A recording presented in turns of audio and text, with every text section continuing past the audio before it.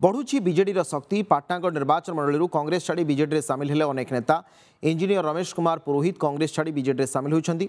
2019 रे पाटनागढ़ निर्वाचन मंडली कांग्रेस विधायक प्रार्थी थे इंजीनियर रमेश कुमार पुरोहित।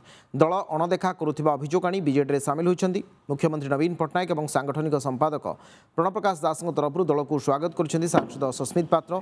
मुख्यमंत्री नीति आदर्श और स्वच्छ शासन में अनुप्राणित हो बीजेडी सामिल होगा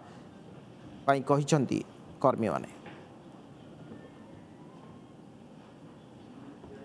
2019 साधारण निर्वाचन से कांग्रेस दल तरफ पाटनागढ़ विधायक प्रार्थी एवं आज मिश्रण में विजु जनता दल में आसिक सम्मिलित हबारे विजु जनता दल आहुरी शक्तिशाली सशक्त एवं माननीय मुख्यमंत्री श्री नवीन पट्टनायक जो चिंताधारा आदर्श रही विकसित ओडिशा गठन करने 2036 सुधा ताकू आउरी बल देथिबारु आमे विशेष धन्यवाद दउछु श्री रमेश चंद्र कुमार पुरोहित महोदय को।